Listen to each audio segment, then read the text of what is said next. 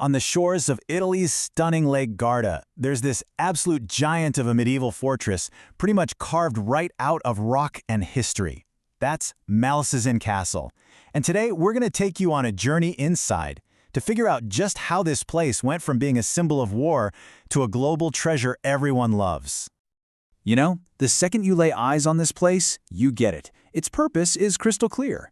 This was not built to be some kind of fairy tale palace. Oh no, this thing was forged as a raw, in-your-face symbol of medieval power and total control over everything, the land, the water, you name it. So that's the big question, right? How does a fortress, a place literally built for conflict, turn into something the whole world treasures? Well, that's exactly what we're going to dive into. We'll explore how this monument to dominance became a place everyone wants to visit. All right, so let's start our journey at the very beginning, with the castle's foundation. Because really, to get Malcesine, you've got to understand why it was built where it was, and the incredible ambition that made it happen. Okay, so picture this. The castle is perched right on this rocky point, sticking out into Lake Garda. And trust me, this wasn't for the amazing vacation photos. It was an absolute masterstroke of military planning. From that spot, you could see everything. You had a totally clear view, which meant you controlled all the comings and goings on Italy's biggest lake. Nobody was getting by without you knowing it. You know, this fortress has really lived a few different lives. It all started back in the 11th century with the super powerful Scaliger family. But over time, it kind of fell apart. But, and this is the cool part, its story was far from over. It got a second life in the 19th century. And then, in the 1990s, it was carefully, meticulously restored, making sure its legacy would be safe for all of us to see today. And that really gets to the heart of it. The Scaliger family wanted to send a message, loud and clear. They were in charge. So this castle, it wasn't just about defense. It was a giant statement, built out of stone and mortar, screaming about their power and their ambition. Okay, but a fortress is way more than just where you put it, right? It's all about the design. So let's zoom in and take a closer look at the architecture, because Malcesine is honestly a masterpiece. It's this incredible mix of different styles from different eras. And this is really what makes the castle's design so special. On one hand, you've got these super serious, imposing Gothic features, the stuff built to intimidate anyone who looked at it. But then it's mixed with these beautiful, harmonious Renaissance touches that are all about symmetry and order. It's this fusion of war and art that just makes it totally unique. So when you're looking at the castle, there are three things that just jump right out of you. First, you've got those massive stone walls. I mean, they're unbelievably thick and just look impossible to get through. Then you see all the different towers, each one perfectly placed for defense and for watching the horizon. And of course, the star of the show, the famous Torre della Scalera, the one that gives you those absolutely stunning panoramic views of the lake. Wow.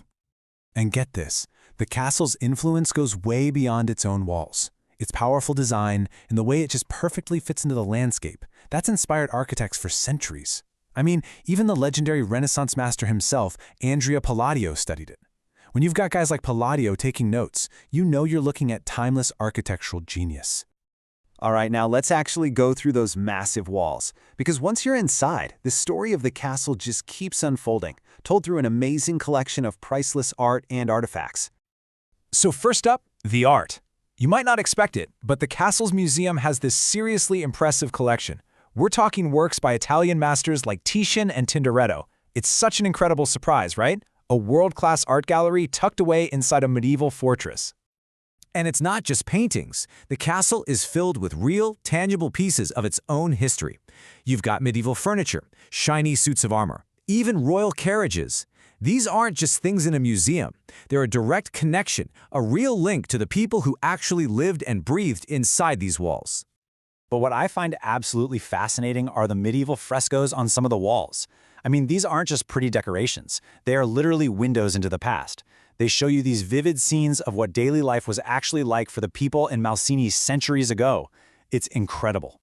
And then, just when you're surrounded by all this stone and history, you stumble upon something completely unexpected: the castle gardens.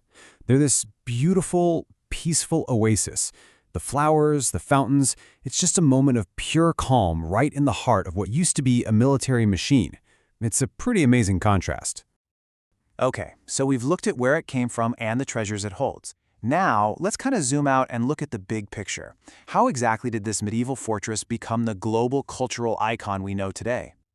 Well, a huge turning point came in 1994. That's the year the entire town of Malcesine, with the castle right at its heart, was named a UNESCO World Heritage Site. I mean, that's the ultimate seal of approval. It's the world saying, this place is incredibly important. And that recognition, it had a massive impact. Today, more than 500,000 people, that's over 500,000 visitors, come to this castle every single year. So it's not just some dusty old monument. It's a living, breathing destination. You can literally measure its importance by the millions of footsteps that have walked through it. And its fame doesn't stop there. It's even made it to Hollywood. The castle has been a backdrop for a bunch of movies and TV shows, but its most famous role was probably in the classic film The Godfather. How cool is that? It's literally cemented its place in pop culture history. Of course, a legacy like this isn't just left to chance. The Italian government is really committed to preserving it. There's constant, careful restoration work going on, and the goal is pretty straightforward. Make sure this castle's incredible story and its history are protected for our kids and their kids to explore for years to come. So, when you think about it, what we're left with is pretty incredible. A fortress that was built for war is now a global destination for peace and culture. It's been standing here for 900 years, watching empires come and go. And as we continue to protect it, you just have to wonder, right? What secrets is it going to reveal over the next 900 years?